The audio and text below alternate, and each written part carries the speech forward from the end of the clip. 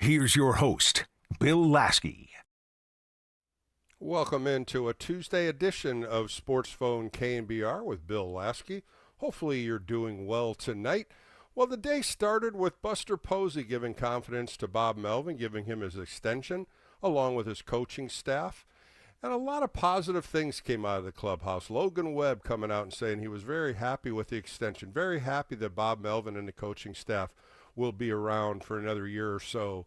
Even Matt Chapman coming out. Of course, Matt had Bob Melvin in Oakland. One of the key things that I loved of what Logan Webb said is all the blame is going to our coaching staff. All the blame's going to our manager. Well, you know what? The players need to take the blame. Get off our coaching staff. Get off our manager. Us players have to perform better. We have to pitch better, play catch even better, even hit the ball better. Well, all those words didn't work out too well as the Giants set foot against Arizona. They got an early lead. Willie Adames hitting a home run. You know, when he hit it, he had missed two good curveballs, and Zach Gallen threw him another one, and Willie Adames hit his 10th home run. Everything was moving. Dugout was all positive. And then another run scores. They had a 2-0 lead. Hayden Birdsong for the first two innings was spotless. He had thrown 30 pitches, 18 for strikes. In the third inning, Rafael Devers hits a double down the right field line. Wilmer Flores comes up with a base hit and a bang-bang play at home plate, and Devers was out. Close play, very close. It was a good send by Matt Williams.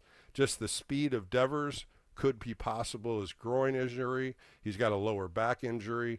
So a couple little things like that Devers is struggling through.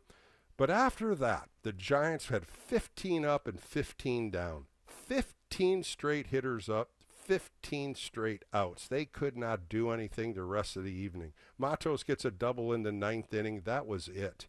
The offense died quickly. And you look at this and you're wondering what the hell happened. Well, Zach Gallen coming into this game had numbers that he never had in his career. 5-9 with a 5.7 earned run average. His best game this year. That's right, 17 starts. He never pitched this well. And he had it going. He went 7 innings, 5 hits, only 1 earned run, no walks, 10 strikeouts. And he did it with fastballs and curveballs and changeups. He mixed his speed.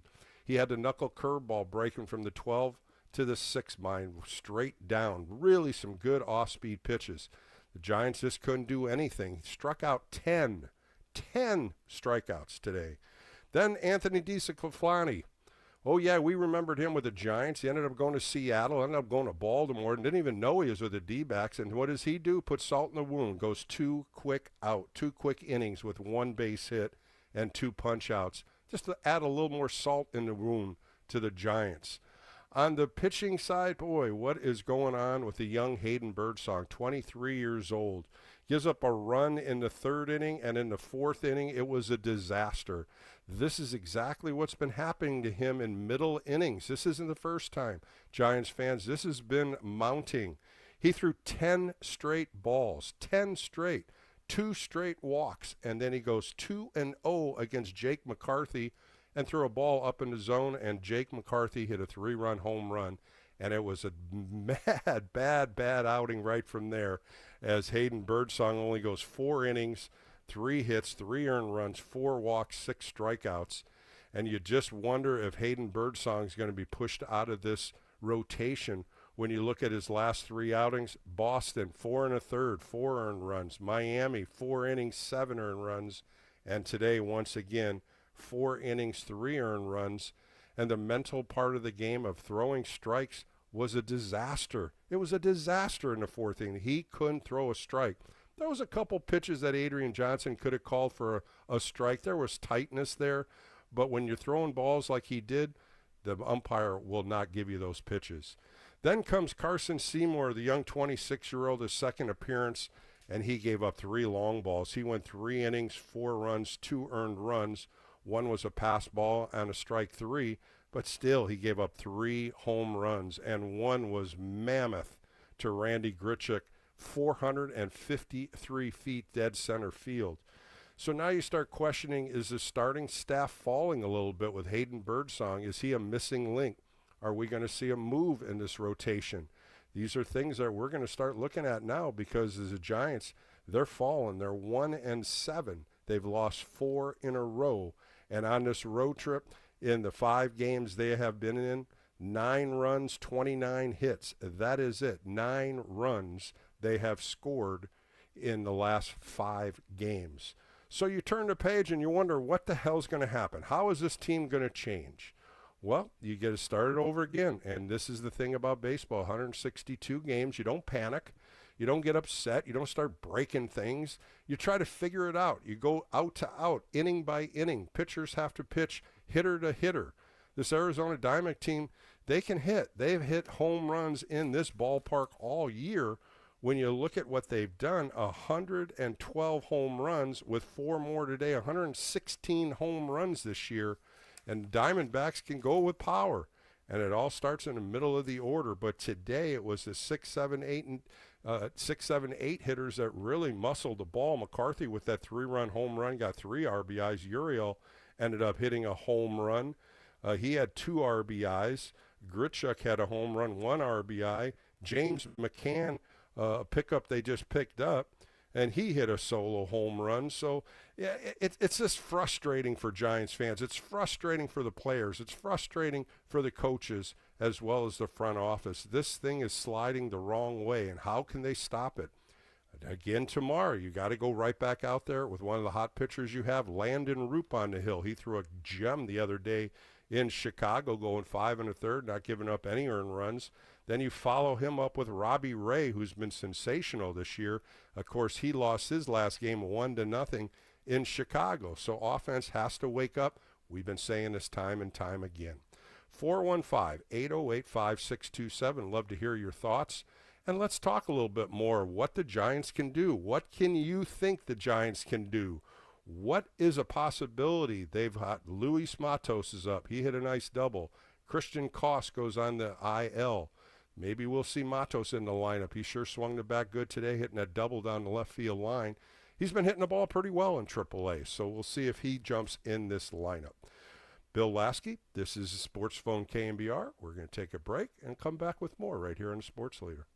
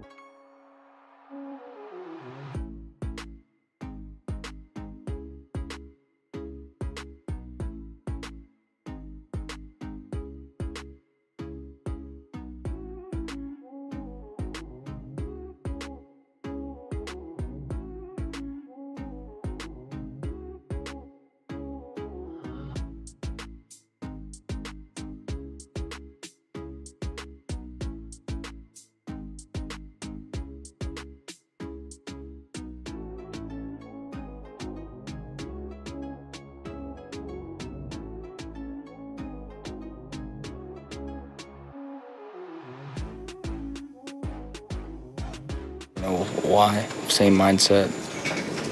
Arm feels good. Just gotta find something. Don't know what it is, but we'll find it. Back on Sports Phone KNBR, that was Hayden Birdsong dropping a Star Wars line on us. A force field is stopping him from throwing strikes. That's a new one. Never heard that one before. But he threw 10 in a row, so maybe that force field was forcing him out of the zone.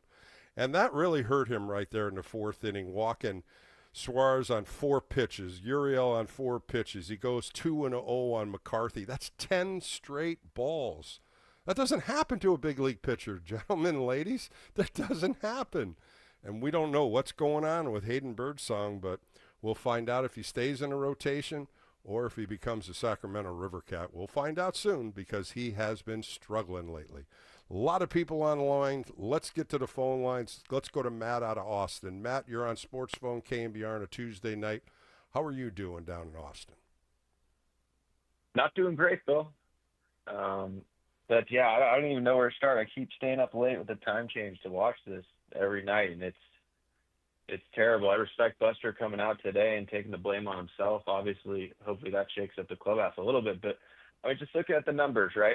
MLB ranks, batting average 25th, on base 25th, slugging 25th, OPS 24th, walks drawn 28th, strikeouts, MLB worst 8.4 a game. I mean, I don't even know where to start with Wisely getting picked off, Walker's balking on the mound. I love Kipe and Fleming saying that Adames is smiling and waving everyone after the game. I wish he could hit, but it's just Devers is so out of shape. He's pulling a muscle just to move his body around, and I don't know what the path forward is with this team. So I want to provide you with a solution of how to fix this, but right now it's bleak, Bill. It's real bleak. Well, Matt, let me just throw this to you. This thing's been spiraling for a while. We saw this happen after they beat the Red Sox 2 out of 3. All of a sudden, the offense disappeared, even though from that third game in Boston, they hit 3 home runs. They've hit 1 home run since then, and that was tonight with Willy Adames' home run. No power numbers at all. Your numbers are accurate. You know, you can't justify nothing different than what you're throwing at me. The offense has not done anything, and it's getting worse. We thought Rafael Devers was going to do something for this lineup. When you look at what Elliot Ramos and Rafael Devers has done on this road trip in 5 games, they're both 2 for 19. 2 for 19, and Rafael struck out close to 10 times. I don't know what to say. I don't know how to change hitters and how their approach is. It's getting worse, and that's what I'm saying. We're spiraling down the wrong road here because they're falling and falling fast. I think we were a step in the right direction when they DFA'd Lamont. I think the only way forward, just start DFAing guys. I think that's the only thing. We've made the big move, the big splash. That's clearly not resonating. DFA some guys, send down Birdsong. Let's shake it up and let's send a message. I mean, no more. Buster has been known to not be the nice guy when things need to happen. Let's see a little bit more of that. I know he can do it. I'll hang up and listen. I'm really angry, Bill. Thanks for taking my call. I understand, Matt, and you're not the only one, Matt. You're not the only one, so don't feel like you're the lone soldier here because there's a lot of upset Giant fans, myself included as an analyst and a host, because they're not playing good baseball. And when you're not playing good baseball, you saw what happened today with Patrick Bailey, a couple pass balls that cost him. These things Patrick Bailey doesn't do, and tonight he had a tough night behind home plate. Let's go to Danville and talk to Dan. Dan, you're on Sports Phone KNBR. What are your thoughts tonight?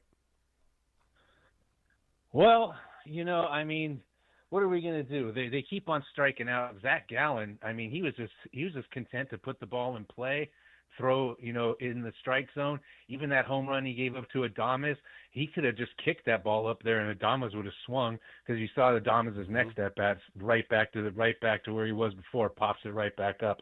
You got Devers. They struck out 10 times. Like, I was going to say, this is probably the worst game offensively that I've seen or listened to on the radio, because it just felt like How about that, Dan? 15 in a row. They didn't even get a hit until Matos got the hit in the 9th inning. 15 up, 15 down after Flores got the base hit in the 3rd inning, and then Devers gets thrown out at home plate.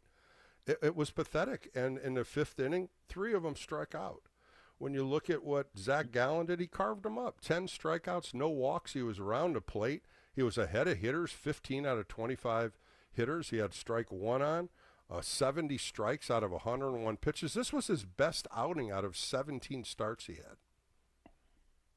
And he doesn't make very much money, which just goes to prove you don't need a $30 million pitcher of 5 of those in your staff. He was doing a great job, and he made the Giants look like a Triple-A team. And a lot of, and like you guys are saying, I agree with the last caller you guys are talking about. Fitzgerald looks like he's struggling bad. You got the whole Bailey. Well, oh my goodness! Just came back up. Goodness. Fitzgerald was in Triple-A, Dan. He just came up yesterday, had 2 knocks. Today, the breaking ball has been one of the crutches that he can't overcome, and that's what he struck out twice on. A breaking ball away and then a slow curve ball struck out looking in the 5th, hit a weak ground ball the 3rd. It's just not Fitzgerald. It's 1 through 9. And the numbers on this road trip just don't get better. I threw you Ramos and Devers at 2 for 19, Flores 3 for 11, Yaz 3 for 15, Adames 2 for 15. You can see where these numbers are.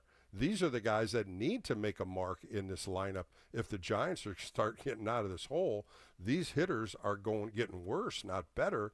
And just like what you said, 12 strikeouts tonight. So a lot of strikeouts and a lot of times not putting the ball in play. That's happening more and more often. It seems like because okay, so like this year it seems like it's going right. We're not. I don't. It seems like we're not going to make the playoffs.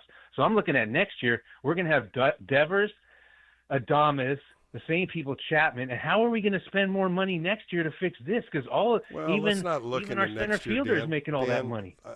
Yeah, but don't even look into next year. Let's see what happens here if they can get out of the slump. They got 2 more in Arizona. They have 3 against Sacramento. They have to make a change because Philly and LA is coming in, and both of them are leading the divisions in the NL West and Philadelphia in the NL Central. So you start or NL East. You should start looking at what's coming at you, and they're losing to teams under 500. They came in here to face the Diamondbacks. They were under 500. Now the Diamondbacks are a game behind them to take over 3rd place. It's frustrating, and we see it, Dan, and it's just getting worse by the day, but we'll see what tomorrow brings. Thanks for the call. Let's go to Brian in Modesto. Brian, you're on with Bill Lasky on KNBR. What's your thoughts tonight? Well, my first thought is 9 games lost in the standings in 18 days. Yeah, good point right there. Since Webb beat the Dodgers. You know, and they were in first place at that time. Yeah. Yeah, tied for first, and then the bottom fell out. But quickly. I'm gonna speak for all the fans. We're beyond pissed. You know, we work hard all day and we come home for a little enjoyment. And these players are hitting like amateurs. Mm-hmm. This is absolute amateur hitting. And there's no other kinder, gentler way to put it. These guys are. I mean, the ball that Yastrzemski swung at it a mile outside and low. 2 of them. That's amateur. That's amateur. He hit it twice tonight. Dan, he hit it at the 3rd inning. It was a ball in the dirt, and he swung on a curveball, and the catcher missed it, and he just was walking back to the dugout. He didn't even look to see where the ball was. Next time up was a 3-2 pitch that was ball 4 that he swung at, that he was walking down first base line and 3rd out, just shaking his head. And there's no concentration there. When I see guys swing at balls way out of the zone, the concentration is I'm looking for a pitch, doesn't matter where it's coming, and you swing. Well, you know, that's too aggressive. That's not a mindset of an at-bat. Well, all I know is these kind of at-bats and balking twice in 3 days and being picked off on the bases at 3rd should not happen in the major leagues. Yeah, they sure get absolutely magnified. They should sure not do, happen Dan. in the major leagues. Yep, I mean, I agree with you, Dan. I appreciate it, and you're making valid points, and I'm sure a lot of Giants fans see the same thing you're doing. Let's go to Brian in Modesto. Brian, you're on Sports Phone KNBR. Let's go to JT in Marin. I apologize. Let's go to JT in Marin. JT, you're on with Bill Lasky. How are you? Hey, Bill, I'm doing not so hot right now. 2 things I want to quickly chime in on. First is, I know we talk about Bob Melvin getting that extension, but God, not pulling Birdsong after – no one talks about the 3rd inning when he walked 2, gave up a hit and a pass ball, and then went through 10 balls and gave up a bomb. And Bob Melvin knew he had 3 bad outings before that. And He didn't even I was just throwing those at you, too. It's always been in the middle innings, JT. Did you notice that, JT? It's like in the middle innings he loses consciousness of throwing strikes. He was fine. He was fine in the first 2 innings. Yeah. This gets me on my second point, Patrick Bailey's attitude. No one seems to talk about this. I mean, I noticed this. When he gets in that situation where the pitcher's throwing balls, he looks at the dugout and shakes his head like a disapproval. I mean, you're the catcher. You're supposed to be bringing these guys up, the glue guy. And you're batting 190 and you're shrugging and pitching off and not even trying to settle him in. I mean, JT, it's kind of on the young guys. You know, he doesn't do that much to Robbie Ray or Webb or Verlander. He kind of does it to Landon Roop, and he also does it to Birdsong. I see that also. And then he did it today with Seymour on the mound. He kind of exactly what you said. When they get behind 2-0, 3-0, he kind of looks over like, come on, get somebody in here better. I've seen that many times, and it's disturbing because you're absolutely right. He needs to work with a battery. He's a very good catcher. Today, 2 passed balls. Got a little lazy behind the plate. I mean, we can't.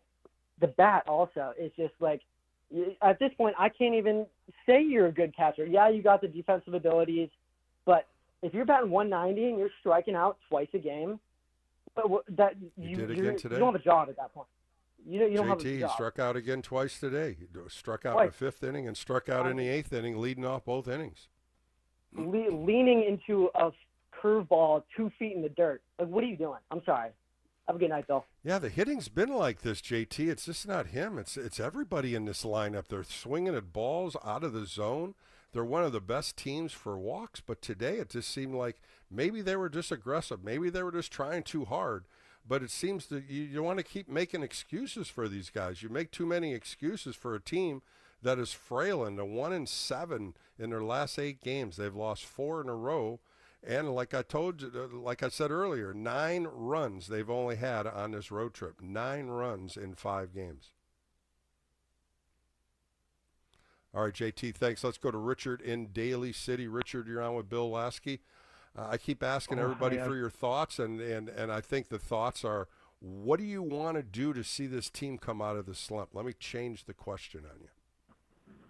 Oh, the question that I have? No, I'm going to throw you the question. What would you like to see this team change? I mean, it's a simple, can they hit? Are they better pitching? My question, Richard, what are you seeing that maybe the Giants could to change a little bit to be a positive? I'd like to see him get a blockbuster pitcher, a superstar pitcher. A trade would be great, and another hitter. But they're not out of it. Like, if they win the next 2 games, look at it this way: they're guaranteed to draw. They got to tie the series. It's like a chess. If you can't win a game, the next best thing is a draw. So.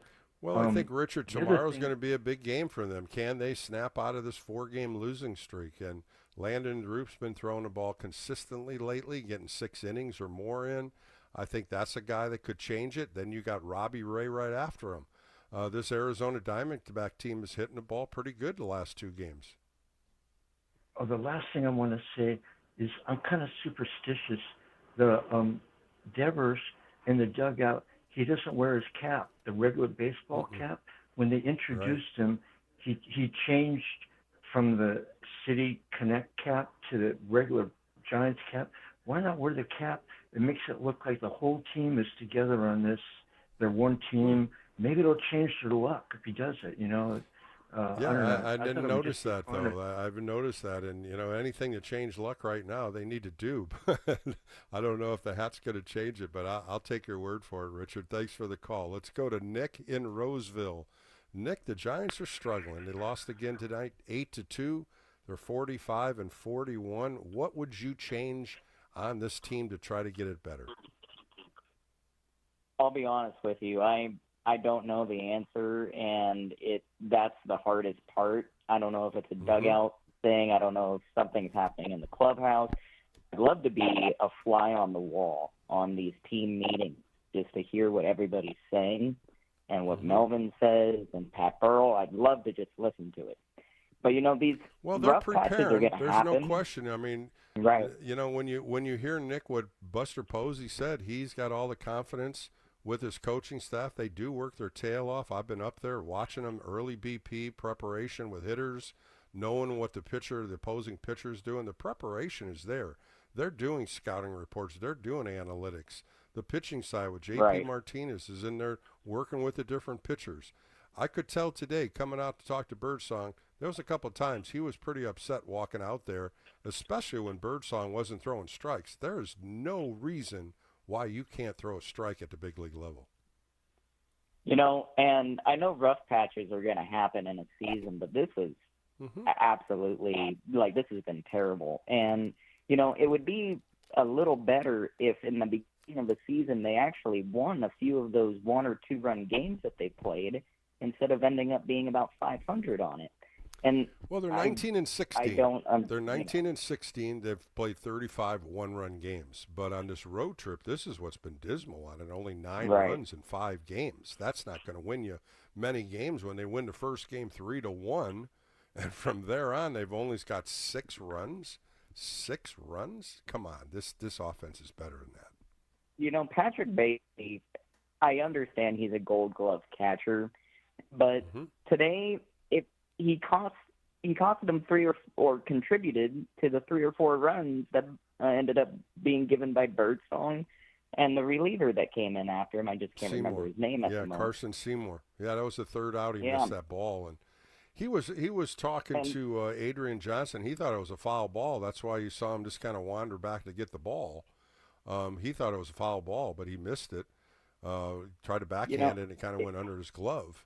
But the other one was in the 3rd inning, when McCain got a walk, and it just kind of slipped by him, just right under his glove, and that was a pass ball that got him to second base, and then the base hit by Perdomo got the first run in.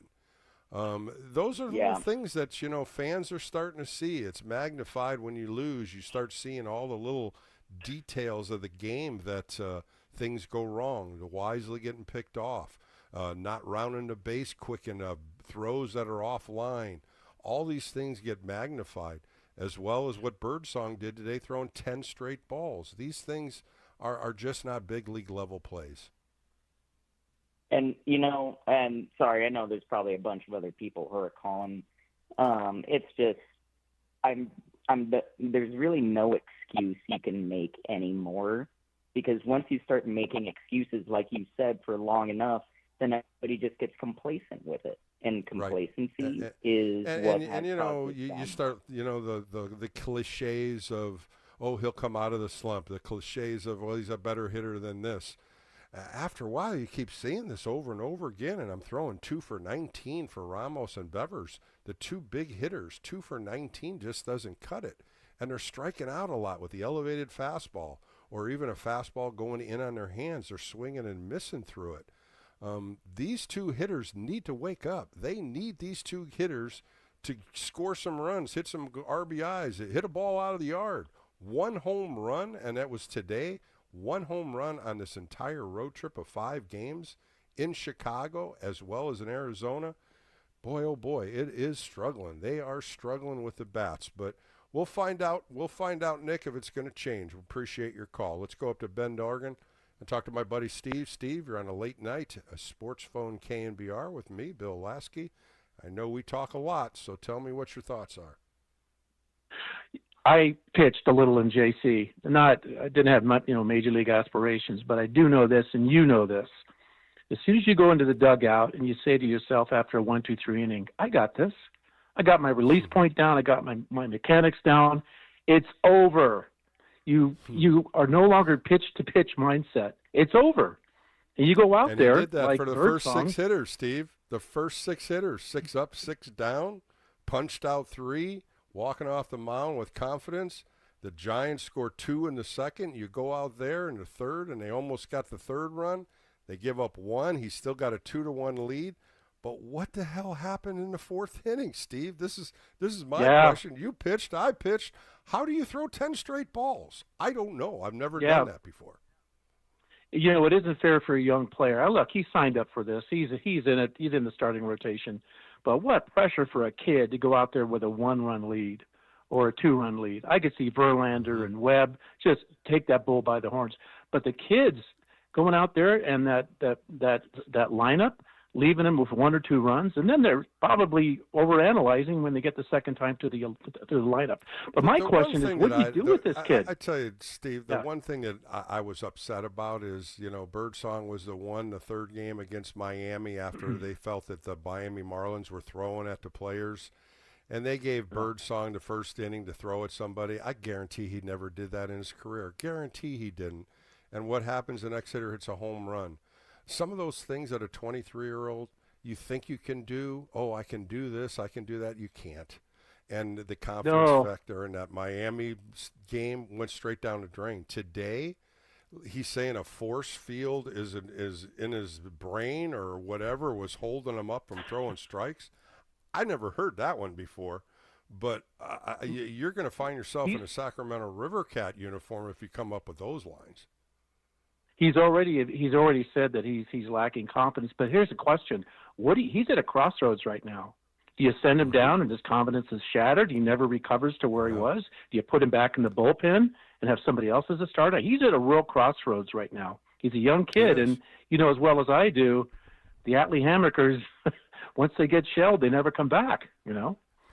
Anyway, that's my thought. Friend of Atlee's. That was a tough one. I know what you're talking about, Steve. And you know what? It's just the confidence factor. But what is he going to come back with? What I don't understand is he didn't throw a curveball. He threw one curveball. No. When I'm looking at what he threw, the slider was good, but he's got one of the best curveballs. He only threw one curveball today. I start looking at 38 fastballs, 27 sliders, and 13 changeups. Well, he's got a damn good curveball. And I never saw one. And I looked at the numbers tonight after I saw the breakdown, and I was very surprised at that. And then I started thinking, man, he never did throw a curveball to a left-hander. He always did, and he didn't even show one. So the slider was good. He struck out 6. He struck out 4 on a slider, 1 on a changeup, 1 fastball. But overall, I think everybody's going to look at 10 straight balls, Steve, and figure out what the hell's going on with Hayden Birdsong. Melvin's tried 10 to 15 new lineups. I don't know what he does now, but it's just a lack of this has been touched on by your callers, lack of focus and concentration. And that's when you're getting into dangerous waters, getting picked off third, walking away on a pass ball, not even watching. I mean, they're in their own heads now. And I don't know. I don't have an answer to your question. And you know what we do. I don't. And, the line drive outs also, so many line drive outs today. I looked at Dominic Smith. He had 3 hard balls today and got nothing out of it. That's what you kind of go, wow, everything's spiraling. You can't even get a hit off 110, 111 mile an hour ball off your bat. And it's going to break. Let's say when. I don't know, but I wish it will happen soon, Steve. So we'll find out more. Thanks for the call. Let's go to Pleasanton and talk to Jim. Jim, you're on Sports Phone on a Tuesday night with Bill Lasky. What are your thoughts? I'd like to hear what you have to say. Okay, I think the thing that stands out more than anything is spring training, 26-5. They were a team. They were all pulling together. Right now, it's kind of a rabble of players that don't know what they're doing. Certainly, they're not, picking up the runner, getting the base hit. They're all swinging for the fences on every time they get up. Tonight, 14 players took first strikes right down the middle of the plate. I mean, 14 first pitch strikes you're talking about, correct? 14 first pitch strikes. That's what Gallen threw.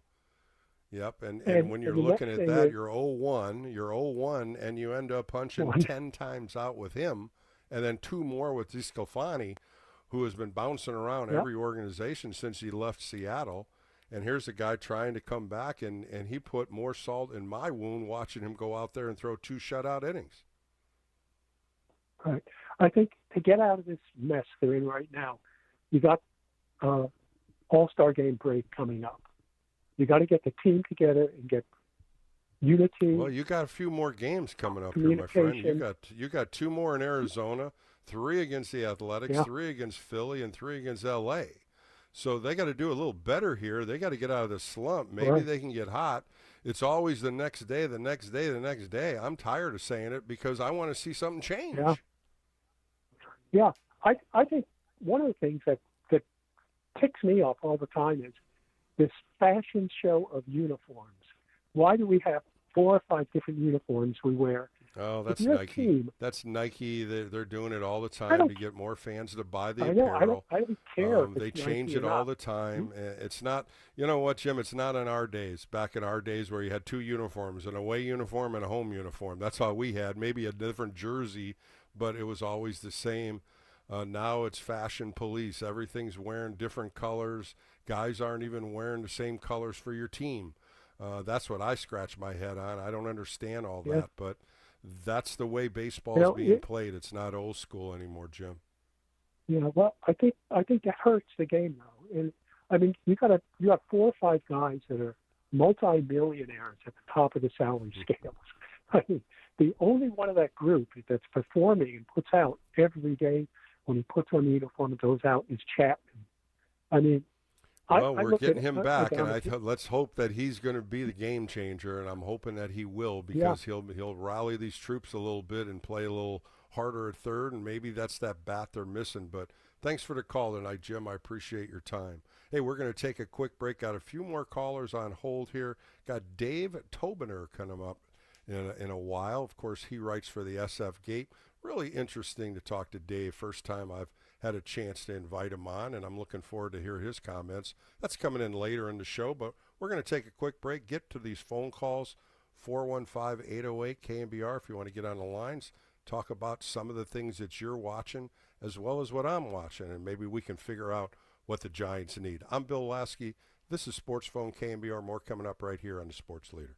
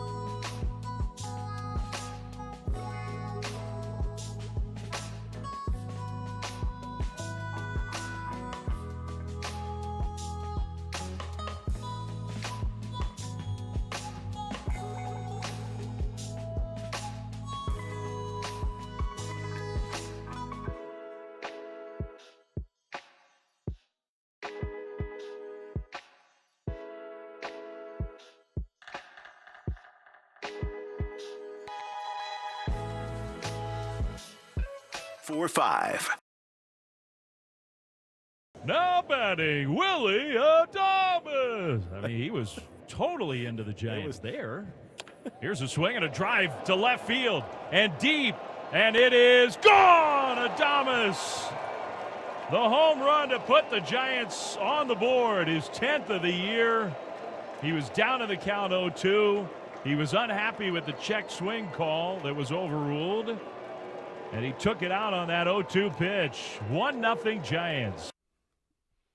Back on KNBR with Bill Lasky. Willie Adames was 0 for 16. 0 for 16 against Zach Gallen, and he was 0-2 on that pitch. 2 curveballs. Zach Gallen tried to throw him a slider, and he hung it. And Willie Adames hit his 10th home run, the first run the Giants scored in the second.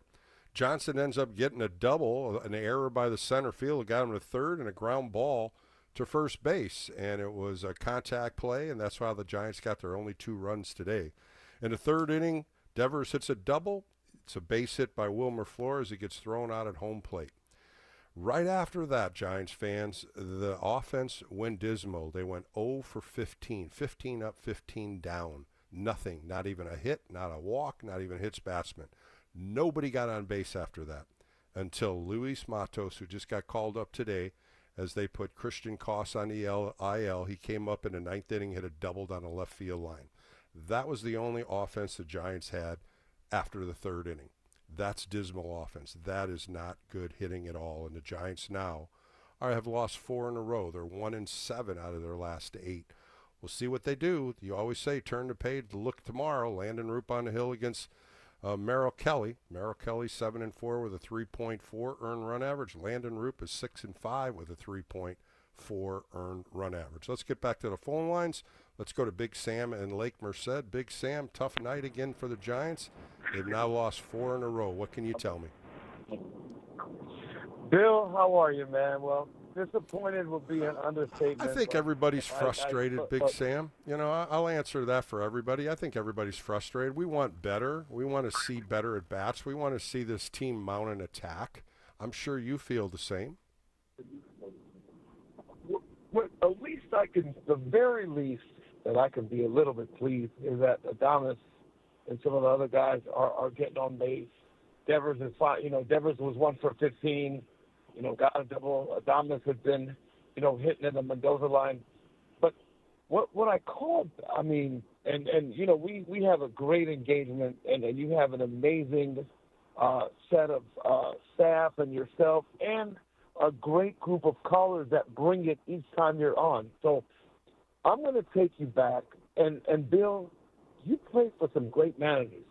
You played for, you know, for Skip. You played for Hum Baby. You played for Jim Davenport. You played for Frank Robinson.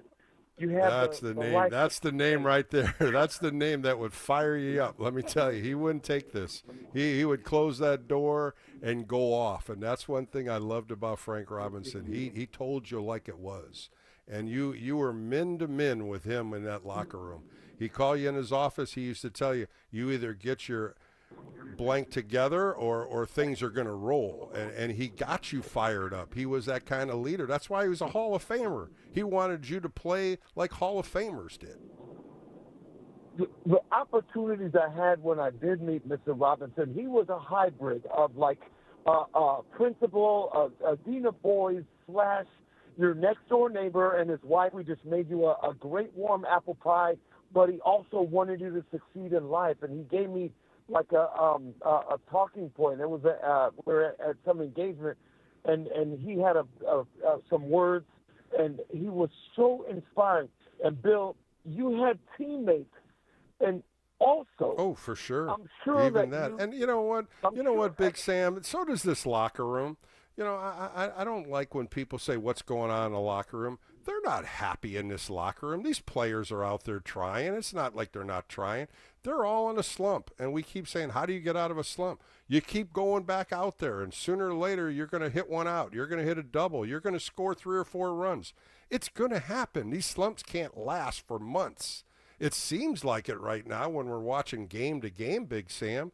But the adjustments just aren't there yet. The adjustments are the same swing path, the same way you're going after it, the same pop-ups. But tonight, no walks, 12 strikeouts. That's what bothers me about this offense tonight. Your teammates and your playing days probably were no nonsense. And I'm going to, age myself. And I was a big fan since '79. I mean, you had the likes of Jeff Leonard and you had Chili Davis. Well, and you had Darrell Evans in and there. You had Darrell Evans. You had Jack Brenly. Clark. Yeah, Jack Clark was the one that fired you up. Bob Brenly was back in there firing you up. You also had Joe Morgan the first couple of years I was there. There was a lot of good quality players that either sat down next to you and talked to you, or when you had a players meeting, they barked, and they barked loud at you. And I spoke with your producer. I'm sure that you had a players-only meeting, and I'm sure these guys want to have one right now and say, guys. If they haven't already. I'm still going to say. They had one. They had a meeting. Bob Melvin had a team meeting. Big Sam, Bob Melvin had a team meeting when they walked into Arizona. Closed the doors and had a meeting. Hey, these guys are grinding. I loved what they did today, and I don't know for a fact, but I heard that they said no batting practice today. Come in, relax, sleep in, don't think about it, strap on and go. We used to have those. We used to have those a lot, where players don't even pick up a bat, don't even go hit off a tee, don't even go hit off a machine. Come in, take your bat, and go at it. Well, it didn't work. It started off good, but it didn't work down the line. There are 11 more games, and I'm still sticking with my 50, but also we had this discussion. There are 11 more games until the All-Star break, and they're at 45. Mm-hmm. If they can't win at least 5 out of those 11, I don't know what to say. So I'm right there with you, Big Sam. You got to start with one, though, right, Sam? You got to start with one, and it's got to start tomorrow. If we can win one tomorrow, if the Giants can win one tomorrow and put Robbie Ray in that Thursday position, if they somehow can split with Arizona in the next 2 games, that will lead them into the Athletics, Philly, and the Dodgers. If they prevail, if they don't do that, it's going to get ugly, and I don't want to see it any uglier than what we're seeing, Big Sam, but thanks for the call. Let's go to Craig. He's in Arizona. Craig, did you end up going to the game tonight? My fellow Guillermo, I am William Craig. I thought you were going to say, yes, I went to the game tonight, Bill, but I guess you didn't. No, in previous years, the Giants were in town, I was in Phoenix, but I'm older now, so it's easier to watch it on TV. And it's probably hot down my there, fellow isn't it, Guillermo, I hear you. When Buster pulled off the Devers deal, I thought, wow, Buster's showing some Yankee mentality on the wheeling and dealing. For some odd reason, Craig, I knew I would hear something about the Yankees out of you tonight. Yeah, but he saw a hole. The Yankees were happy that he did that. To go out and fix it, no matter what he did. Okay, True. So now he's got new holes, and he needs to go out and fix it. And he doesn't need to be nice. I think Buster has a mentality. He can roll the dice. I still believe in Buster 100%. And if he's got to make some coaching changes, then so be it. He's not going to make. He just re-signed them all. Craig, today he just re-signed the whole coaching staff and Bob Melvin for another year. I know. They extended all the contracts, and he was behind them. I've been telling this for a couple of weeks now to all the fans. Quit blaming the coaches. Quit blaming Buster Posey. Even though he said, "Hey, if you want to blame somebody, blame me. I'm the one that puts the roster together." That was tough. That was a big sounding line, he said, and I'm proud of Buster Posey. I really am. He has taken this president of baseball operations. He's talking to a lot of people. He went to Arizona.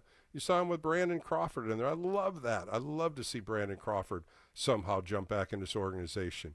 He establishes himself with good people, and that's one thing Buster Posey does. That's why he signed Bob Melvin back. You've heard a lot of players talk about it. A lot of players love Bob Melvin. He was an ex-teammate of mine. I really respect what Bob Melvin does. He's very prepared. His coaching staff is very prepared.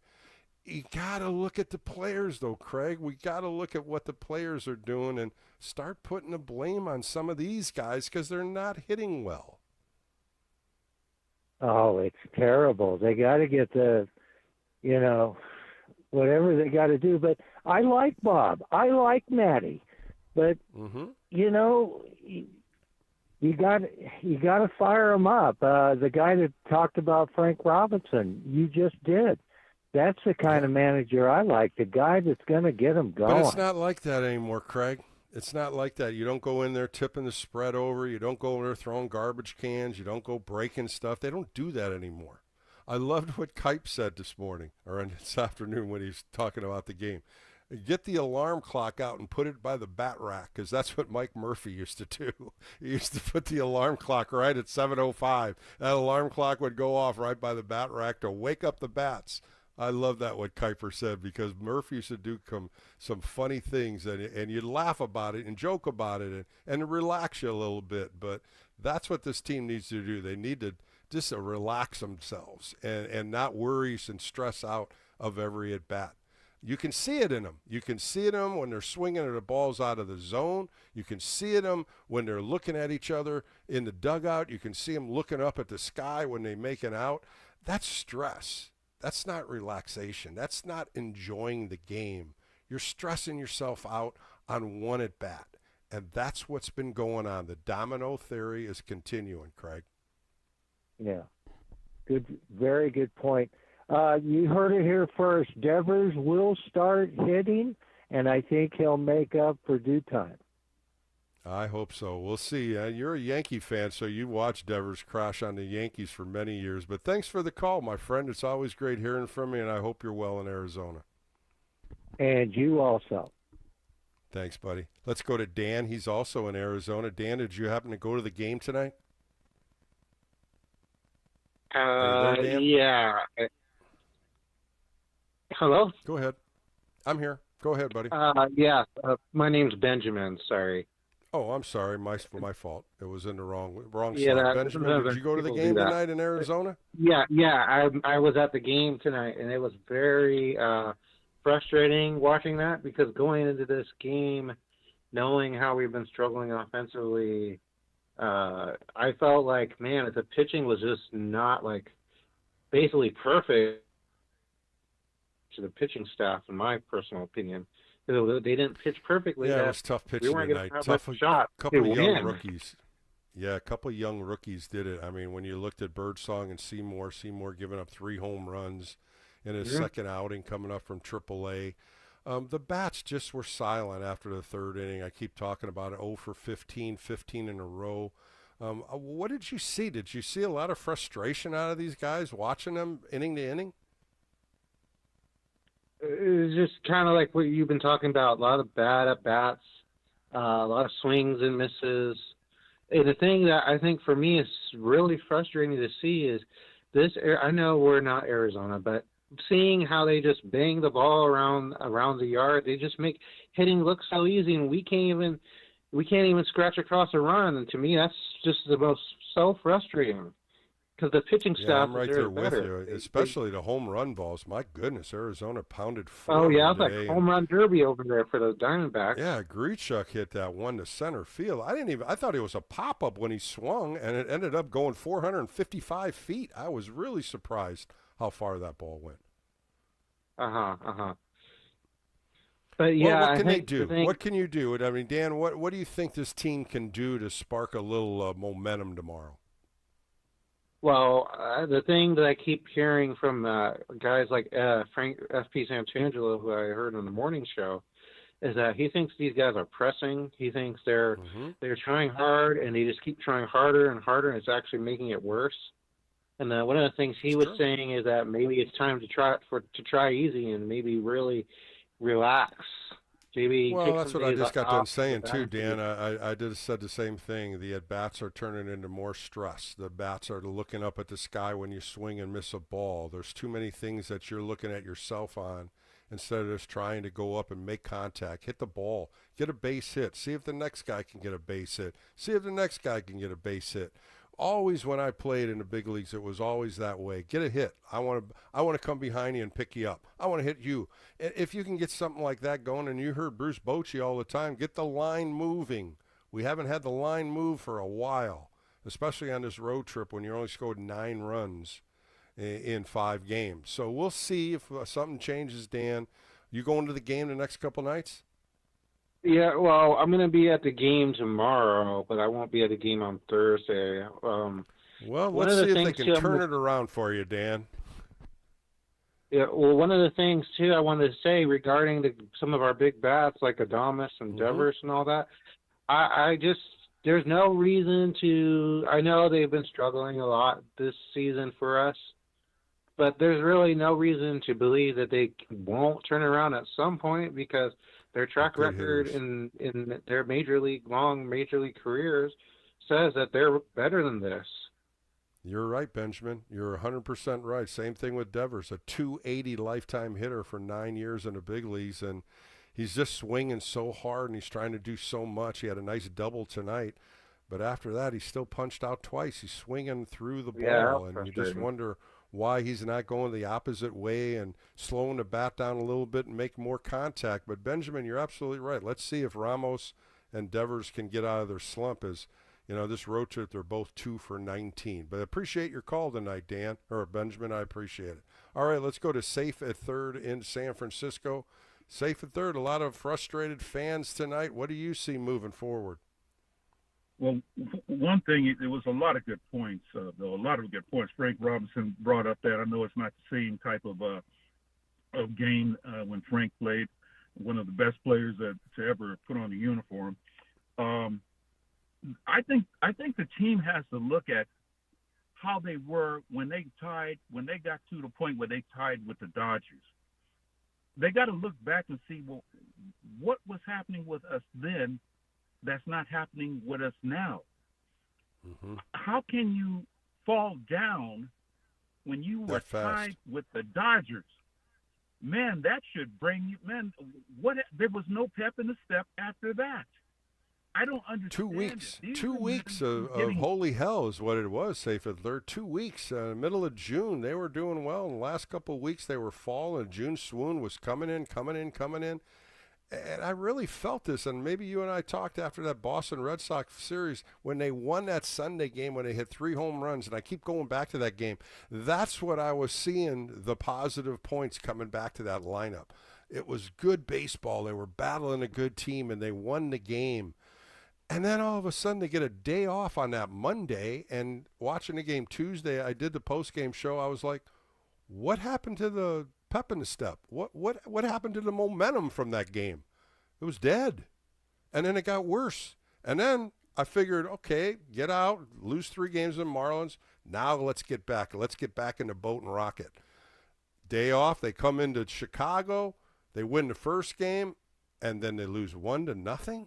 1-0 for Robbie Ray, and the offense just got lost. It was like their bats were left back in San Francisco because their bats haven't been the same. Our pitchers, those three, even the last outing for Robbie Ray was just phenomenal. How can you let that pass? This man went out and pitched his butt off, and you guys been pitching like that too. Mm-hmm. Runners at second and third, no outs, and you can't bring a runner in? That is unbelievable. You know, all I can say is, and I'm going to say it, I kept saying it for 3 years, though. You heard me 3 years ago. If you don't have a player like Luis Arias, who he's probably struck out about 5 times this year, who puts wood to the ball. He doesn't hit it out of the park. He just pops it over the shortstop's head, sends the runner to third. You know, stuff like that. We don't have that's what happened yesterday when Webb threw Alex Thomas. That's all he did. He just made contact. Yeah. That's all he did. Same thing with Edwards. Edwards, the same kind of hitter in Miami, the second baseman. You don't call them punch and Judies, you call them contact hitters. Because all they're doing is making contact, putting the ball in play. And that's Safe at third. This is what I'm not understanding about Rafael Devers. That's what he did in Boston. He made contact if it was 2 strikes. He just went up there and tried to push the ball the opposite way. We haven't seen him do that in the last couple of weeks. Seems like he's just trying to pop the ball out of the ballpark every time with that swing. Maybe that's what all of them are trying to do. I look at Yastrzemski's swing. Stop trying to put the ball into McCovey's Cove. Just put the ball in play. That's all you got to do. And get the line moving. Get the line moving, Safe at third. I'd love to see them score 4 or 5 runs in a few innings and blow somebody out. I would be happy to do the post game when that happens. But lastly, Bill, and I'll let you go. If you don't, you and I talk about it. I am a believer over 70 years of watching the game. You got to have a consistent lineup. The Dodgers have a consistent lineup. They'll pop one here. He's trying to find one, though. Safe at third. He's trying to find one, and we're going to find one. You'll find one when Chapman comes back. You'll find one if Chapman and Schmidt come back. That lineup will be solid, and I can't wait to see it happen. But I'm tired of this nosedive. It's falling too fast for me. But thanks for the call. It's always a pleasure talking to you. Thank you, sir. Let's go to Always. Sacramento and talk to Daniel. Daniel, my last call before I bring in my buddy Dave Tobiner. What's going on, Daniel? Tell me something that I can walk off the cliff off tonight. Well, first of all, I think they should pull you out of retirement and have you pitch. I could throw strikes. I could do that. I don't know how many people I'm going to get out, but I'm very comfortable whenever I'm seeing Verlander start up the game. He's such a solid pitcher that I think they need to talk to him and say, "Hey, Verlander, go to the kids and start talking to them and be a little example." He probably does. This is where I'm trying to get the callers to think about. These guys talk all the time. You see Verlander in the dugout talking to Webb, Birdside. They're always talking. He's like a pitching coach. He's talking during the game. They're talking about strategies. How about different hitters? What do you throw to? They're doing this. But the point of it is, Daniel, it's not portraying onto the field, and this is the major problem that we're seeing. That's why you have losing streaks. That's why a team starts falling off the cliff, because they need to stop it. They need to stop it and change the direction they're in. By the way, I thought your alarm clock story was hilarious. I think Birdsong That's should Mike have Murphy. stayed a trip along. Mike Murphy did that. Yeah, that's hilarious. Birdsong, I think the mistake was pulling him out of AAA early. I think they should have given him a good season or so of gathering experience before pulling him up to the majors. And I kind of agree. If you were to kick him down to AAA again, he might not have the confidence to come back and be a superstar like he's got the potential. Especially being 23 years old. That's the problem of that. And, his comments after the game tonight just kind of, shook my head on, talking about the force field that gets in his head in between innings, or a force field that's stopping him from throwing strikes. He's been doing that a lot when they come around the second time. He did that a few other games where he just loses the strike zone. He can't throw a strike. But today, 10 straight pitches? 10? Come on. 10 straight pitches from a big league pitcher. I just don't understand that one. I don't. I pitched in many big league games. I never went out there and threw 10 straight balls. I've never seen that happen. It might have happened and I don't remember, but today he was all over the place. And he couldn't just settle down. And all he wanted to do is get the ball, come back, get the ball, come back, boom. And what happened? He goes 2-0 on McCarthy, and McCarthy knew a fastball was coming. He got it up, and he launched it. And it just crushed him. I felt bad for him. What, as a pitcher, if you're having an off night and the manager comes out to talk to you on the mound, what do they say? They usually start saying use your secondary pitches. Don't use the same pitch you're throwing. Try something different. Get a different grip. Get a different outlook on a pitch. If I'm missing with fastballs 3 or 4 times, throw a slider, throw a curveball, throw a changeup. That's what Patrick Bailey should have done. He didn't. He kept throwing fastballs. And what I didn't like, he had a good slider tonight, and he didn't use it when he got in that rough. He was throwing fastball after fastball, and he couldn't throw it for a strike. The ball was moving off the corner. The ball was elevated. The ball was down. 4 straight for the first walk. Right. 4 straight for the second walk. They weren't close. Maybe a couple were tight, but Adrian Johnson's not going to give you a tight pitch when you can't throw a strike. Exactly.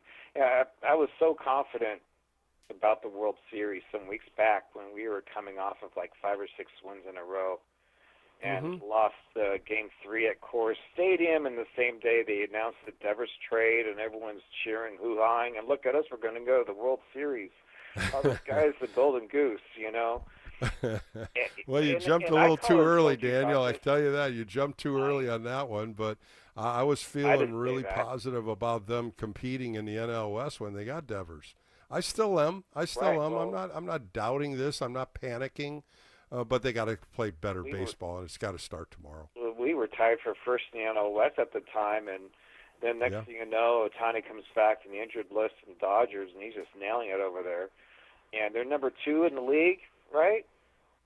Mm-hmm. And we were right next to them. We were right there with them just 2 weeks ago. It's still got a lot of left in these things. You got 86 games in 162. There's time. There's time to get on a hot streak, but I just want to win. Get them a win tomorrow, and let's see if they can elevate from there. Daniel, thanks for the call on a late night Tuesday. It was a pleasure talking to you. We're going to take a quick break and bring my buddy on, Dave Tobiner of the SF Gate. We're going to talk a little more about this game and the Giants. Great writer right here. You got to get on SF Gate to follow him. He does a lot of great stuff, and also he writes a lot on X at GG Giants. So I'm going to talk to Dave next right here on Sports Phone KNBR on the Sports Leader.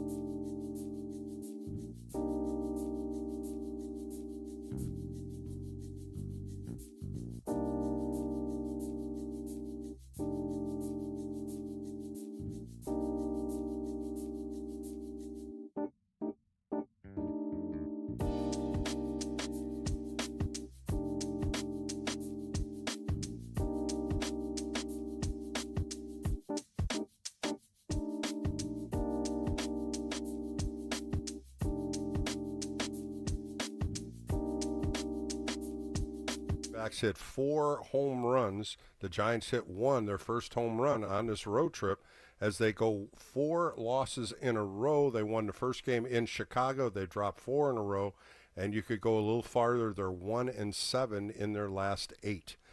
A good friend of mine coming on next. Can't wait to talk to him. He writes for the SF Gate. Let's bring in Dave Tobiner. Dave, how are you this evening? Not too great, Bill. To be honest with you, I mean, what? Come on, don't be a caller, Dave. Come on, you're supposed to be spirited with me tonight. No, I mean, what can you do? It's baseball, right? But I mean, it was just another disappointment. But aside from that, I'm doing pretty good. How about you? Well, I listen to all the callers, and I like to listen to what they have to say and their opinions and things, and some of them are right on. Some of them talk exactly the same analytics you write about and I read about and things like that. So they are educated baseball fans. I think everybody's just frustrated with the hitting. That hitting has just gone dismal, and it's been like this for 2 weeks. Oh yeah, I mean they're a streaky team to begin with, and it when they all go bad, I mean it can get really ugly. And the last couple of weeks, it's just seemed like everybody's gotten cold at once. Not having Chapman there, Adames still struggling, although he's been hitting the ball a little bit better, especially today. Devers, everybody thought Devers was going to be the key, and he's a little banged up. He hasn't really gotten going yet, and when they're all cold, it's just tough to watch, and it puts so much pressure on the pitching staff. They have to be perfect, and for a while they were going great, and now the Giants get a couple of runs, and that just feels like you've struck gold. But then as soon as Birdsong gives up 2, 3, 4 runs, and you just feel like that's it. And in the beginning of the year, it didn't feel like that. It felt like their offense could hang with anybody, and now it just feels like if they get down 2 runs, you might as well just pack it in and go on till tomorrow. Dave, you brought a big point up. Earlier in the year, they had that magic in the 6th, 7th, and 8th inning where they were behind, and they came back and won a lot of those games. If you remember those games, right. They were down 2-1, 3-2, and all of a sudden they're winning 5-3, 5-2, and they had that spark going, and now that spark is nothing there. There's no spark in this lineup. I talked a little bit earlier about, Bruce Bochy and what he used to say, keep the line moving. Well, the line hasn't even moved to keep it moving. Right. The offense just doesn't get going. And tonight when I said, when Flores gets a base hit, I'm like, okay, they're starting to hit the ball a little bit better. Then they go 0 for 15, 15 up, 15 down, a couple line drive outs. But, Dave, what can they do? Is there anything that you're seeing from an analyst point of view as a writer?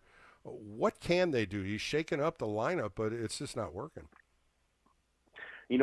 I'm a fan like anybody else, and it's tough because they always say hitting is contagious, but I think the reverse of that is true.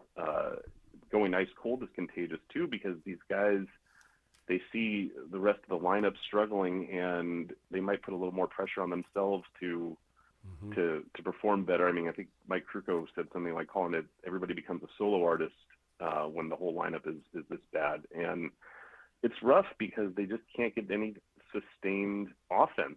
And, like you said in the beginning of the year, they were winning those late games, the late into the game and getting the runs at the end of the game. And that's just not a sustainable thing. You have to be able to hit consistently and generate offense and give your pitchers leads and take some pressure off of your pitching staff. And it's rough. I read today that they were foregoing batting practice, kind of go with a less is more, and that didn't work. So, maybe they do the old Billy Barton thing and just pick names out of a hat, and that's your lineup the next day, and see how that goes. I mean, they've tried everything else. I don't know what else to do.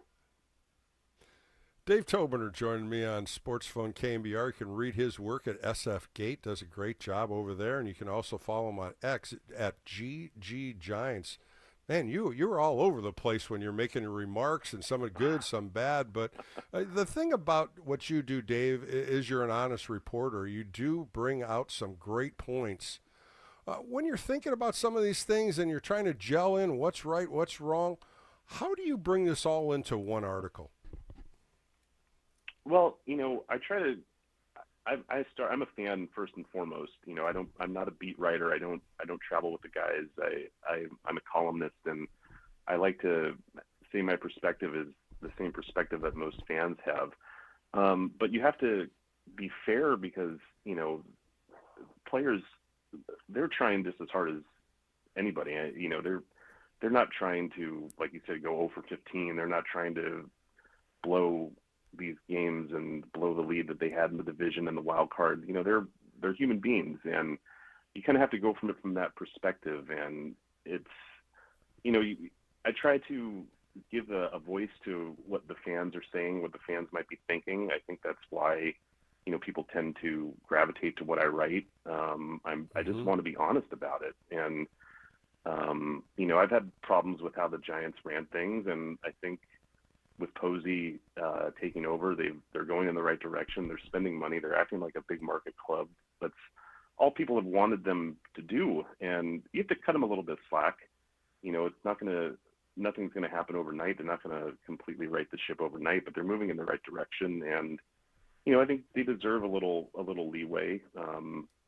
It's still only July 1st. You know what I mean? Like they've got a lot of. It seems a lot later, left. but you brought up Buster Posey, and he made the big announcement today by extending Bob Melvin and his coaching staff. I like the move. Of course, Bob Melvin's a close friend of mine, an ex-teammate of Pat Burrell, and I could go right down the line to Damon Miner and J.P. Martinez. These are good friends of mine, and they work their tail off. I'm up there a lot before the game. I may not be there during the game, but I'm there in front to talk to players and talk to coaches, and all the work that they do in their preparation, it's immense, and fans just don't understand it. And the first thing fans always want to do, Dave, is, hey, Buster Posey's not a president. He's not any good. Or Bob Melvin needs to be fired. And when I read this today, I was so excited that Buster Posey did that. I was excited to the point of him having faith with his manager, Bob Melvin, and his coaching staff. He sees it just like I'm telling you. What did you think of that move, and did you think it was the right time to do it? Well, I think it's definitely a statement by Posey that this is his club and he's running it the way he sees fit. He's given guys a lot longer of a leash than the previous administration probably would have, and I think that resonates in the clubhouse. I think guys appreciate that. They don't have to worry that their job is on the line if they have an 0 for 4 or an 0 for 8, something like that. But with Melvin too, it's everybody, like you said, everybody wants to fire the hitting coach. Everybody wants to fire the manager. Melvin, he gets a lot of flack. I'm on Twitter X a lot, and Melvin is a pretty big target, and so is Pat Burrell. And I think it's overblown. I think when the going gets tough, fans want to blame somebody, and firing the manager is always kind of what you fall to because that's really all you can do. And I remember before the dynasty years, I'm sure you do too, that Bochy, 07, 08, 09, there were calls for him to be fired too. Yeah. And, there were calls for Brian Sabian to be fired before he put together the championship rosters. And so it's a frustration thing. But I think, people might not agree with what Buster did, but I think it speaks a lot to the faith he has, not only in his coaching staff, but I think in his own decision making. Melvin wasn't his guy. He wasn't the head of baseball operations when he was hired, but he believes in him, and I think it's a good message to send to the clubhouse now that even though they're struggling, he's not going to make a bunch of wholesale changes just for the sake of making changes. He'll add a guy like Devers if the situation is right, but he's not going to overreact. And I think that stability is really important, especially when you're going through a rough patch. It's nice to know that the front office has your back. Dave, let's look at the starting rotation, and I think the biggest name is Hayden Birdsong and how he's done his last 3 or 4 starts, and it's always a middle innings. It seems like the second time around, the pitches aren't there anymore. The concentration isn't there anymore. Today, 10 straight balls. I've never seen that happen before. You've covered baseball. Guys just don't lose control that fast, especially when he threw 3 pretty good innings. Yeah, he looked really great to begin with. And, the last game, you could chalk it up to he was the guy that it fell on to deliver, the message pitch against the Marlins. And I'm sure that can mess with a young guy, not knowing what's going to happen. Is the guy going to charge the mound on him? It can mess with the guy. It can mess with his confidence. It can mess with his control. But he looked like he had it going today, and he just completely lost it. And like you said, Bill, it's you would know more than anybody. It's a concentration thing. It didn't look like a physical thing to me. It just looked like he just completely lost his concentration. And, that it does raise questions as to whether or not he's someone that, after the All-Star break, is he still going to be in the rotation? Are they going to go with more of like an opener like they used to? Do they bring up somebody like Wisenhunt and see what he can do? It's interesting because they were counting on Birdsong, and trading Kyle Harrison kind of showed that they were putting a lot of faith in him, and the last 2 starts he just hasn't been up to par. And the physical, it doesn't look physical, it just looks like a mental thing. And young guys can hit those kind of roadblocks, and it's definitely something that he can work on, but I just don't know if they can afford to let him work on it in the rotation up in the big league level. Hey, Dave, his next start, I'm looking right now, will be Sunday against the Athletics. And all those games on Friday, Saturday, Sunday are all night games, which is kind of crazy. But, again, it gets pretty blistering hot in Sacramento.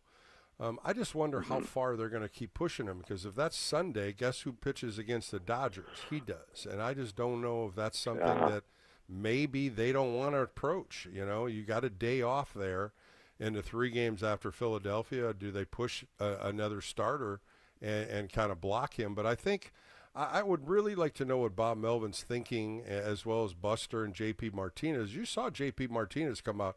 I never saw him. He was pretty hot today when he came out there. You saw the facial expression on him. Right. Yeah, it's and like you said, it's because of the mental error. You can forgive physical errors, but mental errors are something that you really want guys to tighten up. And when a starting pitcher like that just loses his concentration, it's really hard to fix it. Especially right in the middle of a game. And, it's going to come down to, can they trust him? Because this is still a contending team. This isn't a rebuilding team, not yet anyway. I mean, they haven't fallen that far out of contention that they're just going to throw in the towel and build towards next year. This is still a team that's, has a pretty big payroll and is right in the thick of the wild card. And they can't afford to just have a black hole in the rotation. And, Birdsong's getting to the point where how can you trust him to give you any more than 3 or 4 innings?